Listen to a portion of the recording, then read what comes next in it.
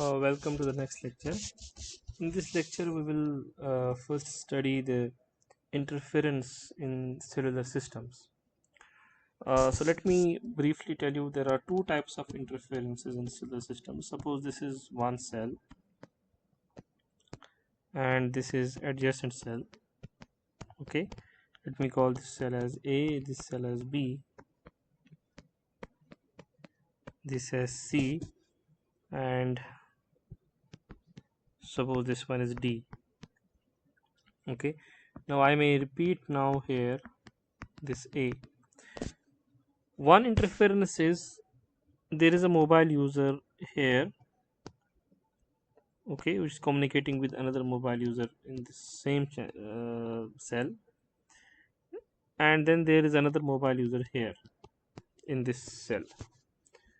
Although they will be using different frequencies, but because of some issues, there can be a little interference. We call that adjacent channel interference.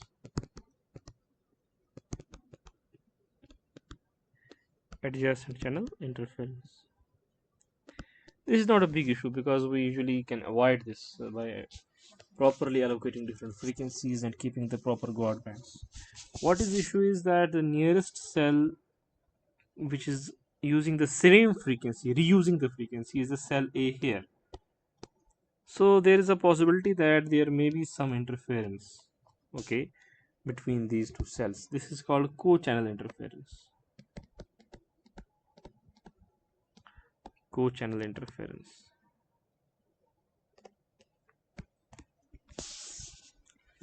So it is very important to study that what are the factors on which this interference depends and how we can reduce it. To understand the interference, we need to define some parameters. One is R, which will denote the radius of cell. The other parameter is D, which will denote distance between centers of nearest co-channel cells. Okay. Now before I will move further in explaining the interference, I will first derive an important expression which I promised yesterday that we will derive it. That is about that how many cells can be packed in one cluster which will use different frequencies. Okay, we saw yesterday that formula n is equal to that I square plus ij plus j square. Now it is important to understand the interference part. It is important to understand how this relationship comes into picture. Now for that I will use this particular figure. So this I have used from a book, Wireless Networks, by Professor Anurag Kumar. So you don't need to get this book. Whatever I will teach from this book, I will share it via this video, and also I may share some screenshots of the chapter with you people. Now this is a particular area, and these are the cells, okay, and we have he has marked the cell, I think, 0 here. Okay, this is the cell 0, and now we want to know that to get another cell which uses the same frequency, okay, how we can reach to that cell from 0, and then how we can quantify it. Now first of all, let's take a cell here separately, and there are some geometrical properties for this cell. One is the overall width of this cell, let that be C. Okay, the other is radius of the cell. So radius means, suppose if I join this,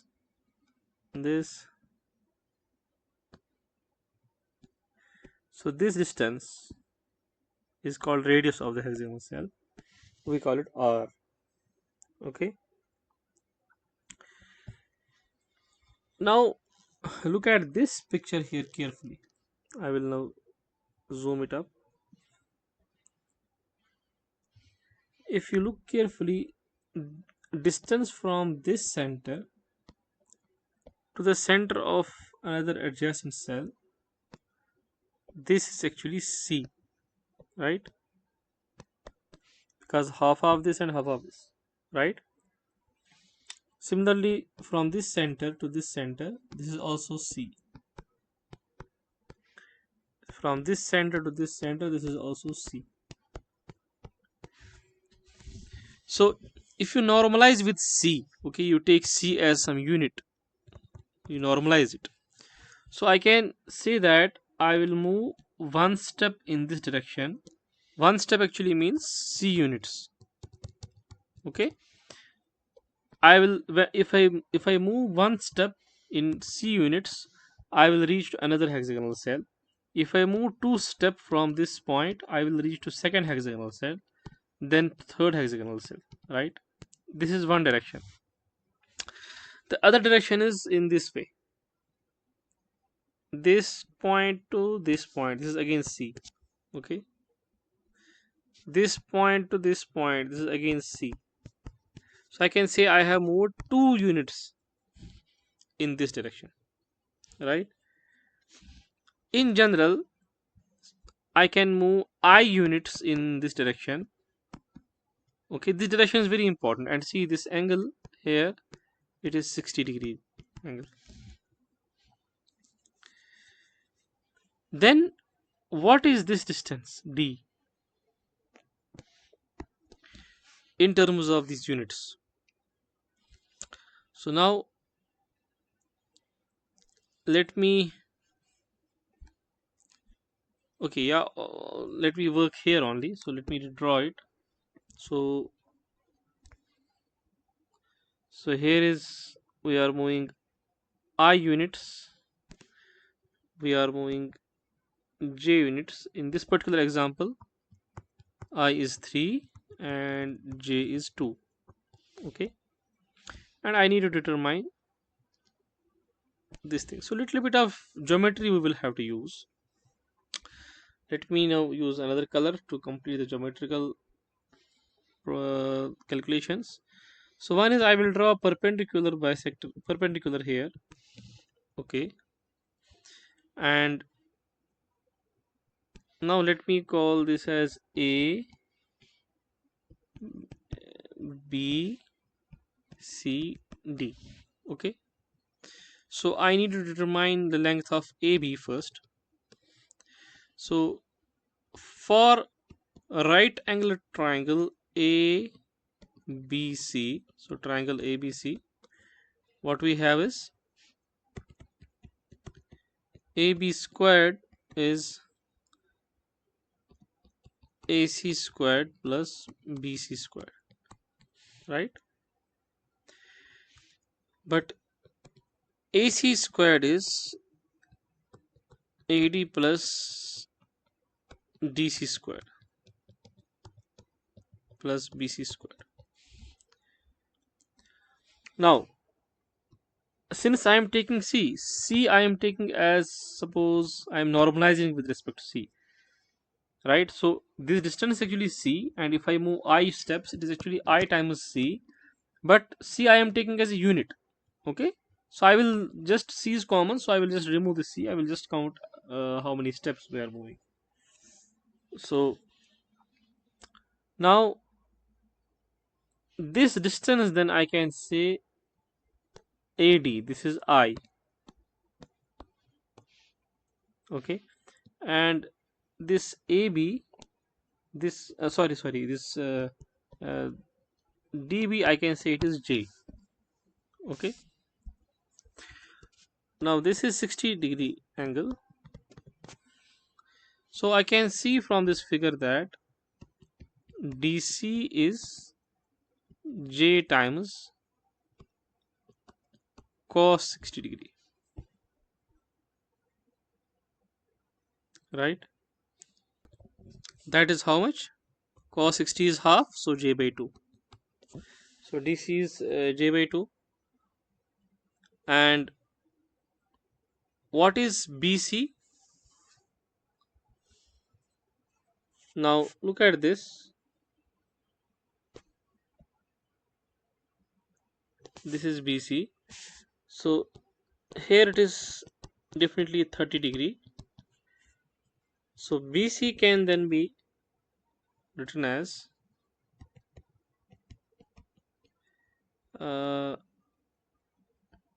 J cos 30 degree, which is root 3 by 2 J. Okay. Then let me remove this one.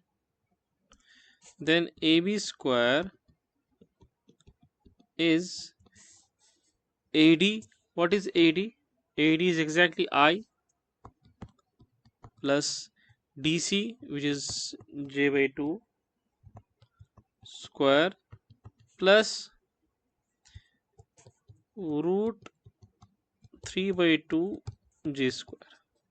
So this is I squared plus J squared by 4 plus IJ plus 3J squared by 4, which is equal to I squared plus IJ plus J squared.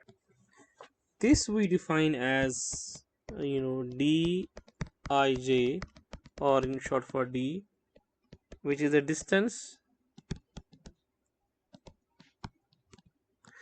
between two cells whose relative positions depend on Ij in this way. So it means that I can then say Dij is equal to AB, which is under root of I square plus Ij plus J square. And the good thing is that if you move in this way, in you know you will always encounter the cell where you can reuse the frequency. That is very important. So I have here moved I is equal to 3, J is equal to 2. So you can design a cellular system in such a way you can put up cells in one cluster such that 0 and 1 will have same frequency. They can reuse the same frequency. They will act as a co-channels. To understand it more properly, I introduce one more figure. So what it is, so here is cell 0 at the center here, okay, and this is a cell 1 which we can achieve. How we can move towards cell 1? So you can move in this way.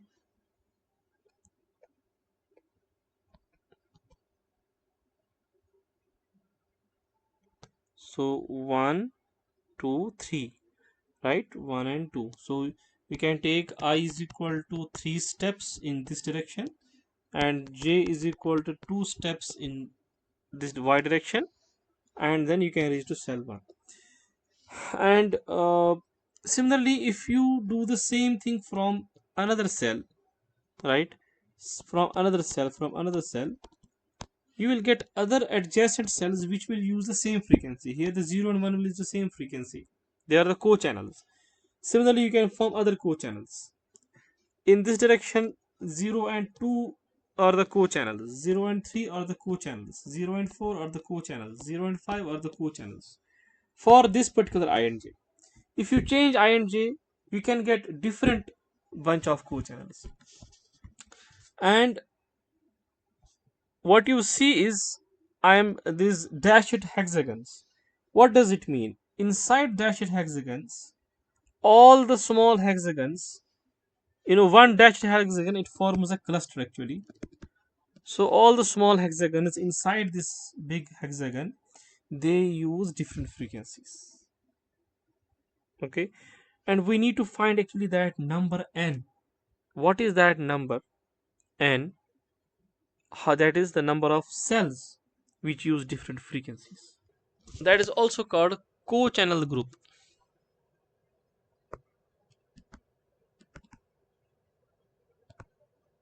Co-channel group.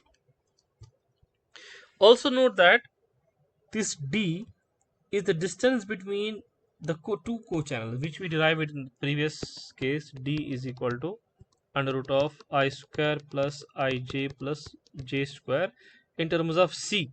Okay, actually it is c units, so but I am omitting this c, so this d is this quantity. Okay, now definitely the number of co-channel uh, groups, that is n, I will write it n reuse, which we denoted also as n. It depends upon the choice of ij, definitely, right? It depends upon how you move from. Suppose if I will move instead of 3 steps only, if I move 1 2 3 4 5, then 1 2, so this will be the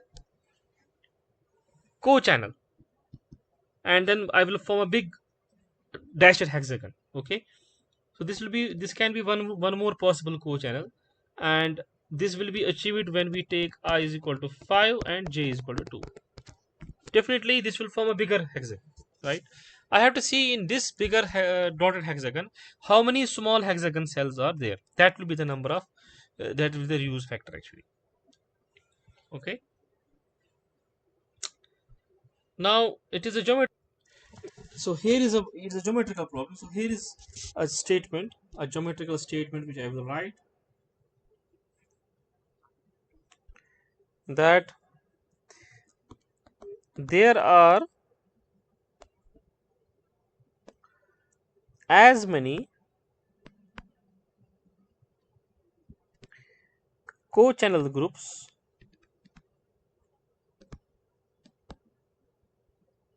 co-channel groups means number of cells which will use different frequencies, as the number of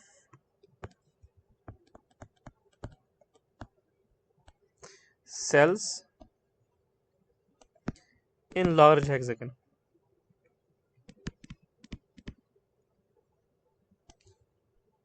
Okay, now first note that if you have a hexagon with these dimensions, so here is the r radius, and let this speed distance be c.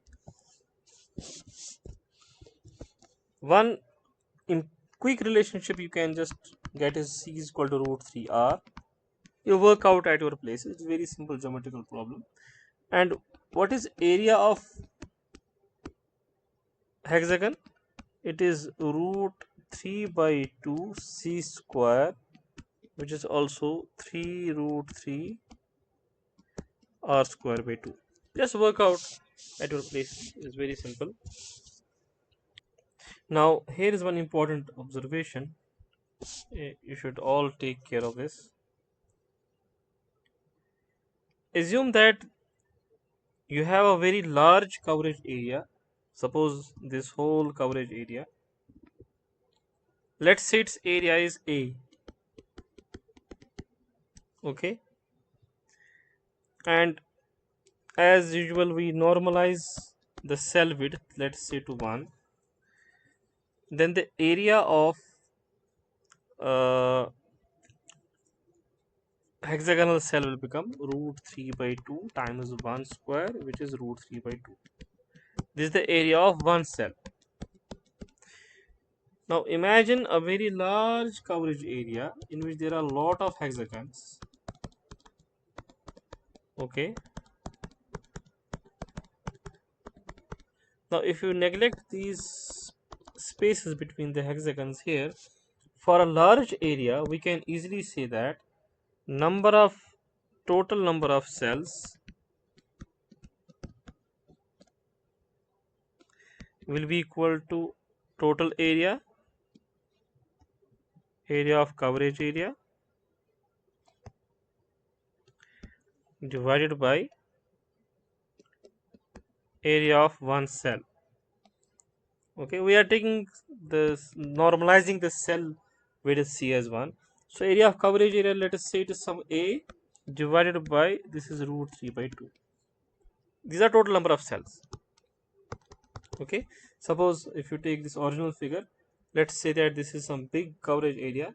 So total number of small cells will be, so the area of this, total area of this divided by the, you know, one hexagonal. This works for large coverage area. For small coverage area, this formula may not be fully accurate because, you know, there will be less number of hexagons, hence these gaps will be there. Okay, we are neglecting this, right? So for large coverage area, this formula is perfectly okay. Now, okay, now other thing is, in this large coverage area, how many dashed these big hexagons are there? Those are the hexagons which contain cells of different frequency. We choose different frequency. So again, that number will be A divided by, now area of that is root 3 by 2 d square, right? Just go back here. See this hexagon.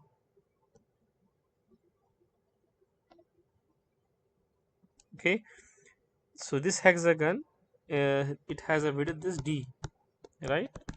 Because we are moving d in this direction, this also becomes the width of hexagon.